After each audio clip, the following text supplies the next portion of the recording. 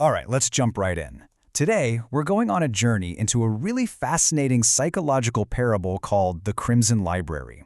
It's this deep story about inner conflict, and we see it all through the eyes of a character called the Red Spectre. So this story kicks off with this really powerful, kind of unsettling idea that our very existence isn't always this beautiful thing we're building. For some, it's more like a crime scene. It becomes the stage for a primal internal battle that's playing out inside our own minds. And what is this battle? Well, it's a classic clash right out of psychoanalysis.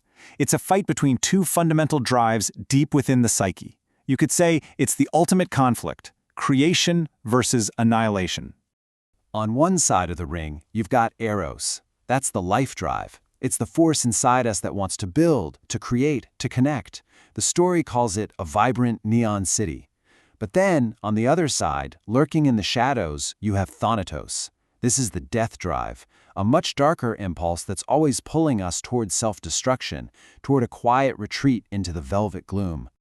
Now, the crucial thing to get about this Thanatos drive is that it's not just about, literal death. It's this deep, powerful pull towards something the parable calls the logic of zero. Think of it as this desire to just stop, to end all the struggle, all the tension, and return to a state of nothingness, a complete and total erasure. So, this internal conflict gets a huge shot of adrenaline when our main antagonist shows up, a figure that perfectly embodies this death drive known as the daemon of truth. In psychoanalytic terms, the daemon is a perfect stand-in for the superego. You know that voice in your head? That unforgiving internal judge that's always there, criticizing what you do, pointing out all your self-deceptions? Yeah, that's it. And this daemon does not hold back. It exposes what's called the Pharisees' paradox, how we often just manufacture virtue to hide how empty we feel. It shows us how we trap ourselves in a gilded cage of boring routines. It brutally strips away all our comforting but totally fake moral illusions, the wax fruit as the text calls it, and it uses the constant ticking of this ebony clock tower to remind us that time is running out. With all this relentless judgment piling on, our protagonist is forced into this absolutely terrifying descent. It's a journey where the landscape of your own mind, the one place you should feel safe, suddenly becomes alien and hostile. And this brings us to a really cool psychoanalytic concept, the uncanny. It's that chilling feeling you get when something that's supposed to be familiar and comfortable, your own homely sense of self, suddenly gets twisted into something terrifyingly unhomely. What was once a safe inner world now just feels wrong, rotten from the inside out. And you can actually see this systematic breakdown of the ego happen step by step.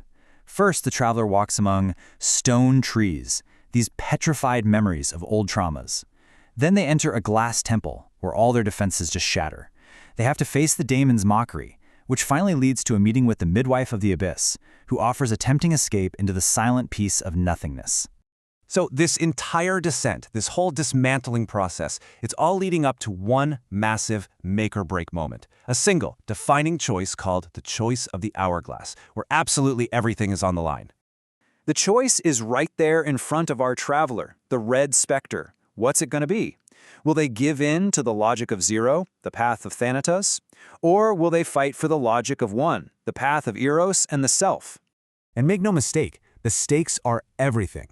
The logic of zero is surrender. It's giving up on the burden of repetition and just accepting the void. But the logic of one, that's a fight. It's about choosing the cold, sharp mountain frost of self-ownership over the easy, empty perfection of the void. It is the choice to become. So what happens? Well, in this absolutely stunning moment, the traveler rejects the void. They perform what the text calls a Gothic reversal, and it completely flips the entire narrative on its head. And this, right here, is the triumph of the ego. It's a powerful, life-affirming yes. The very same fire that was meant to dismantle the self is transformed into a forge, a fire of becoming. This is the life drive, Eros, roaring back to life and reasserting its power. So, the journey into absolute darkness doesn't end in annihilation. It ends in integration.